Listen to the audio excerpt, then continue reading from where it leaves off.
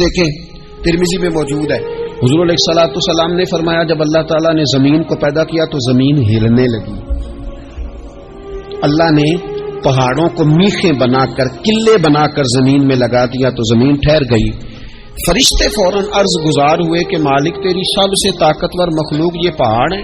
فرمایا نہیں، لوہا جو ہے نا وہ پہاڑوں سے بھی طاقتور ہے، کیونکہ لوہا پہاڑ کو کاٹ دیتا ہے۔ یا اللہ پھر لوہا سب سے طاقتور ہے؟ فرمایا نہیں، آگ اس سے بھی طاقتور ہے۔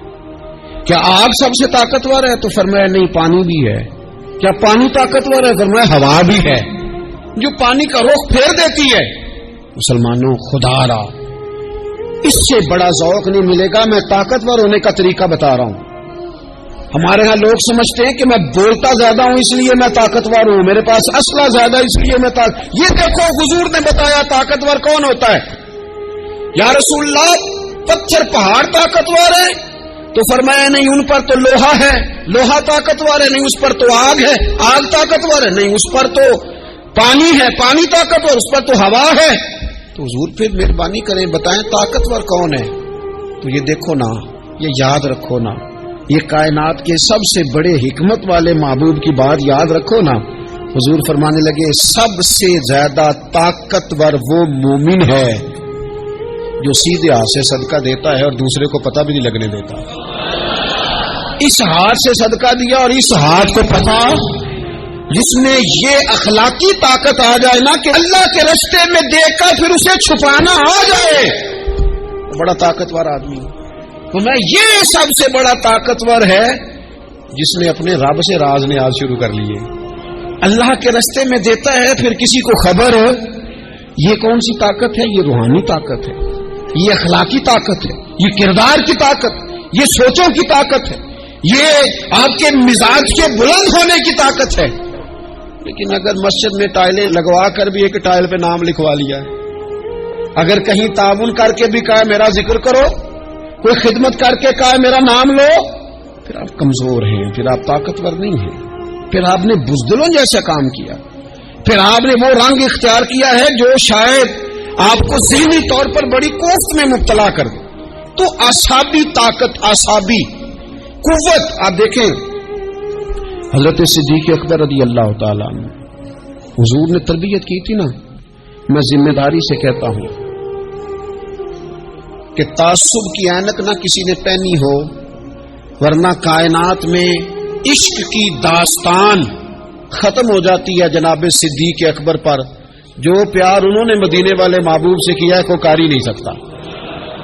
اور ہر وقت کی جدائی، ہر وقت کی، یعنی بیٹھے بیٹھے نا حضور کے وصال کے بعد بیٹھے بیٹھے حضرت صدیق اکبر اٹھ کے نا تو ایک رستے پہ چلنا شروع ہو گئے۔ کسی نے پوچھا ابو بکر کہاں جا رہے ہو؟ کہنے لگے یار ایک دن نا محبوب 2-3 دن کے لیے کہیں گئے تھے، اس رستے واپس آئے تھے، جنہاں دے دل پر جانی وچھڑن کون روے پھر تھوڑا، اے سب روگاں دا روگ محمد جس دا نام وچھوڑا۔ پریشان ہوں تو دل کر رہا پتہ نہیں یہاں سے آ نہ جائیں۔ اتنا زیادہ محبوب کی غلامی اور نبی پاک کی محبت کا ذوق، لیکن اعصابی طور پر مضبوط کتنے تھے؟ حضور کے وصال کے بعد جس بندے نے اپنے پروں کے نیچے پوری امت کو سنبھال لیا ہے نا، اس کا نام بھی ابو بکر صدیق ہی ہے۔ ایسے ایسے سنبھال لیا، سب سنبھال، دکھ سب سے زیادہ لیکن سنبھالا۔ کوئی زکوٰۃ کا منکر پیدا ہو رہا ہے، کوئی ختم نبوت پہ حملہ کر رہا ہے، کوئی کچھ ہو رہا ہے، کوئی کچھ ہو رہا ہے، ابو بکر صدیق نے فرمایا سارے لشکر روانہ کرو، جہاں جہاں حضور نے فرمایا تھا جہاد کرو، فرمایا جو ایک رسی بھی زکوٰۃ کی نہیں دے گا وصول کریں گے۔ لوگوں نے کہا حضور حالات بڑے اور طرح کے ہیں، کیسے کام چلے گا؟ حضرت عمر جیسے دلیر بندے بھی کہنے لگے جناب یہ نظام کیسے چلے گا؟ تو ابو بکر صدیق فرمانے لگے عمر تجھے تیری ماں روئے، تو بڑے مضبوط مزاج کا تھا، یہ مجھے کیا پیغام دے رہا ہے؟ فرمایا عمر یاد رکھ اگر میں مدینہ منورہ میں اکیلا بھی رہ گیا اور جنگل کے درندے میرا آ کے گوشت بھی نوچ کے لے گئے تو پھر بھی میں ان اصولوں پر کھڑا رہوں گا جن اصولوں پر مدینے والے رسول نے مجھے کھڑا کیا ہے، ذرا گنجائش نہیں۔ ہم یہاں سے مضبوط لوگ ہیں، یہاں سے ذہنی بلندی، ذہنی پختگی، یہ حسن ہے زندگی کا۔ یہ کیا بات ہوئی परसों फैसला कोई और था, सवेरे प्रोग्राम कोई और बन गया। कल फलाने का मुरीद था, आज मुझे फैज नहीं मिला, इधर जा रहा हूं। परसों फलाने को उस्ताद बना बैठा था, आज मेरा प्रोग्राम बदल गया है। कल मेरी सोचें और थी, आज मेरी सोचें और हैं। जो कौम सारी जिंदगी ताय्युन ही ना करे वो काम कैसे करेगी? जो रास्ते का आगाज ही ना करे वो मंजिल पर कैसे पहुंचेगी? तो कमजोर बातों से निकले, बुज़दिलाना सोचों से बाहर आए, तय करें जिंदगी में ये कुछ हमने करना है। मैंने कहा है निकले मैदान में जीतने के लिए, फिर रब की मर्जी है, फिर अल्लाह की मर्जी है। सारी जिंदगी सहाबा पर कर्ज रहा, कर्जे भी रहे, खिदमतें भी होती रही, जिहाद भी होते रहे, ड्यूटियां भी होती रही, सारे काम ही होते रहे। हमारा ये मिजाज है, एक दो खा गया है सारी खुशियां ही गई, बस सारा कुछ खत्म कर बैठते हैं।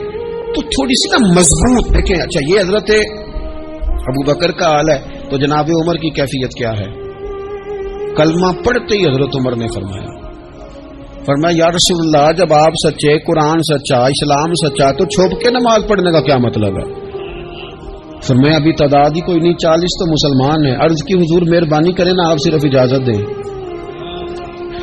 20-20 लोगों की सफ़ें बना दी गई, एक सफ के आगे हजरत उमर है, एक सफ के आगे हजरत अमीर हमजा है।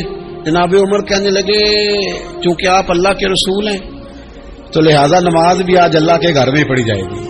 तो हजरत उमर बैतुल्लाह शरीफ के बीच खड़े होकर नारा लगाते हैं, फरमाते हैं मैं उमर हूं, तुम मुझे भी जानते हो, मेरे बाप को भी जानते हो, तुम मेरा कबीला भी जानते हो, मैंने पढ़ लिया है महबूब का कलमा।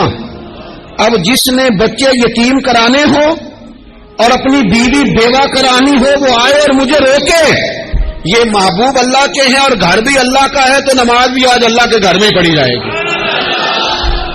जब तक इंसान यहां से ताकतवर नहीं होता, फिर बात आई सैयदना उस्मान गनी की, मैं पहला वहां ओना रिंदा तो जिन्हें खुली बगावत की थी, है पूरा कबीला और तरफ है, उस्मान तेरे घर में माल है, दौलत है, वजादारी है, लोग सारे क्या करेंगे, वालिद मुखालिफ, चचा मुखालिफ। हजरत उस्मान गनी जैसे आदमी को पकड़ के बांध दिया गया घर में, और उस्मान गनी कहने लगे मैं उन बुज़दिलों में से नहीं हूं जो मोहब्बत भी करें और इजहार भी ना कर सके, जो दावा भी करें और फिर उनके अंदर ताकत इजहार भी ना हो। फरमाया तुम जितना बांध सकते हो बांध लो, तुम अपनी दौलतें, हुकूमतें और अपना जाहो जलाल संभाल के रखो, हमने तो गुलामी का फैसला कर लिया है। और फिर की गुलामी उन्होंने। और जहां तक बात है शेर खुदा हजरत अलीउल मुर्तदा की, हजरत अलीउल मुर्तदा शेर खुदा का तो ये हाल था कि सारी जिंदगी मैदान में रहे। एक दिन हुजूर ने सिर्फ फरमाया कि आज आपको नहीं लेके जाना, आप थोड़ा ना मेरे नायब बनकर, हुजूर किसी ना किसी को नायब बना के मदीने में छोड़ के जाए, एक दिन सिर्फ कहा नहीं लेके जाना। तो हजरत मौला अली रोने लगे, कहने लगे हुजूर मैं बच्चों के बीच रहूं, औरतों के बीच रहूं, मेरी तलवार को जंग लग जाएगा। हुजूर मुझे तो घोड़े पे बैठना पसंद है। अच्छा मैं आपको एक और बात भी अर्ज करूं, पहले भी मैंने कहा था फिर कहता हूं, कुछ लोग पढ़े लिखे होते हैं बहादुर नहीं होते। हजरत अली के इल्म का भी कमाल उरूज पे और बहादुरी भी पूरे उरूज पे। जिंदगी ना बहादुर लोगों की होती है। ये शहाबुद्दीन गौरी लेटे हैं यहाँ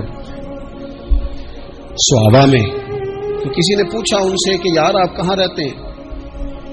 कहने लगे मैं घोड़े की पुश्त पे होता हूं, हमारे बच्चे बड़ी सोनी फोटो बनाते हैं। इनसे पूछें आजकल आप क्या करते हैं, तो कहते हैं मोबाइल चलाते हैं। आप क्या करते हैं? फोटो खींचते हैं। आप क्या करते हैं? कहते हैं वो ना मुझे ऐसा ऐसा अजीब मसला है मोबाइल का कि बच्चों की ना मतलब मैं कई दफा सोचता हूं कि अगर इन्हें कुछ 4 घंटे मोबाइल से अलहदा रहना पड़ा ना, तो हो सकता है कि इनको डॉक्टर को भी दिखाना पड़ जाए, इसलिए कोई बुरी हालत हो गई। मुझे ढेर सारे दोस्त कहते हैं जी आप टेलीफोन पे मिलते नहीं। मैंने कहा मैं पहले मिला करता था जब तक लोगों की जेब में मोबाइल था, जब से लोगों ने हाथ में पकड़ लिया ना, तो फिर तो एक दिन में 100 नंबर मिलता है, तो फिर आप कैसे मोबाइल पे रहेंगे? फिर तो एक ही काम है, या फोन सुनेंगे या कोई और काम करेंगे। तो थोड़ी सी हिम्मत वाली जिंदगी गुजारें। बुज़दिलाना बातें, कमजोर बातें हमारे बच्चों को भी कमजोर कर देंगी। ये कुछ नहीं कर सकेंगे। हजरत सैयदना अब्दुल्ला बिन जुबैर रदी अल्लाह ताला, ये मदीना मुनव्वरा में पैदा होने वाले सबसे पहले बच्चे हैं। हजरत सैयदना ابو بکر صدیق رضی اللہ تعالیٰ عنہ کے نواسے ہیں، حضور کے پھپھو جناب صفیہ کے پوتے ہیں، اور عشرہ مبشرہ صحابی حضرت زبیر بن عوام ان کے بیٹے، شروع سے ہی بڑے بہادر تھے۔ ایک دن کچھ بچے گلی میں کھیل رہے تھے تو ایک شخص نے آ کے نا چیخ ماری، ڈرایا، سارے بچے بھاگ گئے۔ جناب عبداللہ ابن زبیر کہنے لگے کیوں بھاگتے ہو، اب چیخوں سے بھی ڈرو گے؟ واپس آؤ سارے، میں تمہارا امیر ہوں، آؤ ذرا اس پر حملہ کریں۔ ہم سارے بھاگے اور یہ اکیلا کھڑا رہے۔ اس پر حملہ کیا، وہ ڈرانے والا خود ڈر کے بھاگ گیا۔ تھوڑا سا نا مزاج، ذہن، طبیعت، دیکھیں نا، بدتمیزی اور چیز کا نام ہے، لیکن گفتگو کا مضبوط ہونا یہ اور چیز کا نام ہے۔ بچوں کو جب پوری طرح یہاں تو ہم ان کو اس قدر زیادہ کمروں میں بند رکھتے ہیں کہ جب وہ نکلتے ہیں باغی ہو جاتے ہیں، یہاں پھر یہ ہوتا ہے کہ ان کے اندر جو صلاحیتیں ہوتی ہیں وہ پوری طرح دب جاتی ہیں، وہ جو کیفیات ہوتی ہیں جو ایک مردانہ وصف پہ ہونی چاہیے ان کے اندر موجود نہیں ہوتی۔ اقبال کہتے ہیں آئین جواں مرداں حق گوئی و بے باکی، اللہ کے شیروں کو آتی نہیں روباہی۔ اور یہ جو سہمے دوست ہیں نا، بالخصوص غریب طبقے سے، ان سے میں عرض کروں گا کبھی کسی کی گاڑی دیکھ کر مرعوب نہیں ہونا، کبھی کسی کے مہنگے کپڑوں کے روب میں نہیں آنا، کبھی نہیں۔ حالات کے سہمے ہوئے لوگوں کو بتا دو حالات بدل جاتے ہیں، ایک جیسے نہیں رہتے۔ کبھی کمزور نہ پڑیں اور جگہ جگہ اپنے دکھ بھی نہ بتائیں، جگہ جگہ اپنے دکھ نہ بتائیں، ہمت کریں، ہمت کریں۔ وہ ایک شاعر نے کہا تھا کہ با ہمت لوگ کبھی ہارا نہیں کرتے، یہاں وہ جیت جاتے ہیں، یہاں کچھ سیکھ جاتے ہیں۔ وہ نا میدانوں میں رہتے ہیں، کمزور نہ پڑیں۔ یہ اتنا لمبی لسٹ بن گئی ہے نا، اتنی لمبی لسٹ مانگنے والوں کی، اتنا لمبی فہرست ہو گئی ہے، ہر سگنل پہ، ہر چوک میں